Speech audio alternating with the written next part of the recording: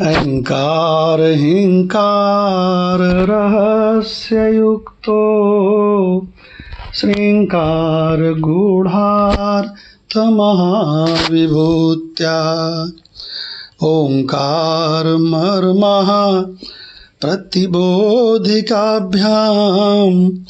तो नमो नमः श्री गुरुपादुकाभ्याम।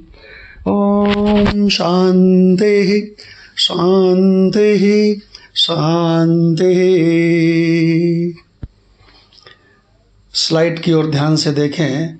सृष्टि की उत्पत्ति नहीं होती है, सृष्टि की अभिव्यक्ति होती है। एक बार बहुत सारे ऋषि मुनि आदि गुरु शंकराचार्य जी के पास गए और उनसे बोले कि हे परम पूज्य भगवान, ये सृष्टि की उत्पत्ति हर शास्त्र में, हर ग्रंथ में, हर वेद में, हर उपनिषद में अलग अलग तरह से बताई गई है। जिस शास्त्र में पढ़ो, किसी में कहते हैं कि विष्णु भगवान पाताल लोक में जाकर शुकर अवतार से सृष्टि रूपी बॉल को, ग्लोब को अपने थूथुन में रख के और जल से ऊपर आ रहे थे। रास्ते में हिरणाक्ष मिल गया, वही हिरण्यकश्यप का भाई। उससे द्वंद्व युद्ध हुआ और फिर वो जीत गए और फिर उन्होंने ला करके जल के ऊपर स्थापित कर दिया। कहीं पे पढ़ो तो वो कहते हैं क्षिति जल पावक गगन समीर से बनी है सृष्टि, और कहीं पे पढ़ो तो वहां कहते हैं कि ये सृष्टि ब्रह्मा ने बनाई है। कहीं कहते हैं 3 भूतों से बनी है। न जाने कैसे कैसे सृष्टि की उत्पत्ति के इतने सारी चीजें, और सब शास्त्रों में मौजूद हैं, और सब एक दूसरे से paradox, contradiction, contradiction is contradiction he contradiction. तो हे प्रभु, हे आदि गुरु शंकराचार्य, हे परम पूज्य भगवान, कृपा करके यह रहस्य मुझे बताएं। भगवान शंकराचार्य जी बोले, वत्स सावधान मन से सुनो। शास्त्रों में सृष्टि की उत्पत्ति धोखे से अलग अलग तरह से नहीं लिखी है, जानबूझ के लिखी गई है, किसी प्रयोजन से लिखी गई है, किसी पर्पज से लिखी गई है। और वो पर्पज क्या है कि अलग अलग तरह का वर्णन सुन करके, पढ़ करके तुम कंफ्यूज हो जाओ, और इतने कंफ्यूज हो जाओ कि तुम किसी ब्रह्मनिष्ठ महात्मा तक अपनी जिज्ञासा लेके पहुंच जाओ। और यही हुआ है आज जो तुम सारे लोग मेरे पास आए हो। अरे वो ऋषि मुनि बहुत गदगद हुए, बहुत प्रसन्न हुए, बोले वाह प्रभु वाह। तो अब आदि गुरु शंकराचार्य जी उनको बता रहे हैं कि ये जो नाम रूपों की अनेकता तुमको दिखती है ना, ये चारों ओर दिख रही है ना, ये सच्ची नहीं है, ये सचमुच में उत्पन्न नहीं होती है, इसकी अभिव्यक्ति होती है। ये तुम लोग कैसे समझो? तो भगवान शंकराचार्य जी बोले, अनुभव से समझो। तो अनुभव करके कैसे बताते हैं? बिल्कुल ऐसी ही सृष्टि तुमको तुम्हारे सपने में भी तो उत्पन्न हुई दिखती है, वो भी बिल्कुल सच्ची दिखती है। उसके भी रचयिता कोई ब्रह्मा तुमको मालूम पड़ते हैं, उसके भी पालनहारे तुमको विष्णु मालूम पड़ते हैं, उसको लय करने वाले महेश्वर मालूम पड़ते हैं, लेकिन वो सब तुझ चेतना की दृष्टि का विलास मात्र है।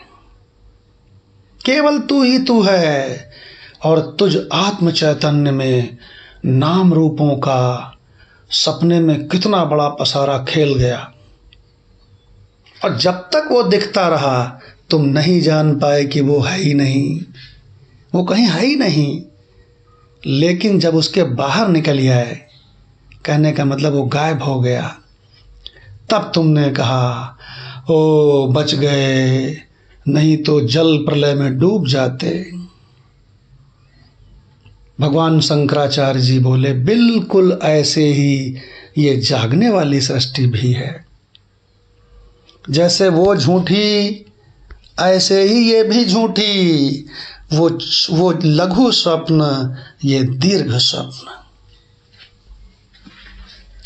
केवल परमात्मा ही सत्य है, और वो परमात्मा सर्वव्यापी होने से हमारा तुम्हारा समस्त चर अचर का आत्मा है, स्वरूप है। यही सत्य वस्तु है।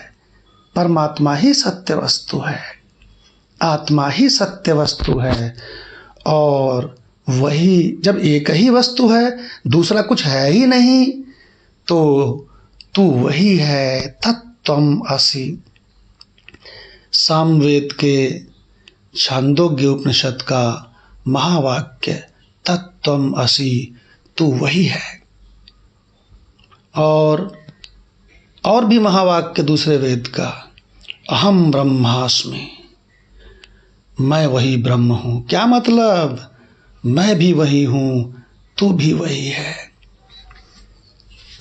सृष्टि की उत्पत्ति का राज भी पता चल गया कि ये इल्यूजन है, भ्रम है, माया है, और अपना असली स्वरूप का भी इशारा मिल गया।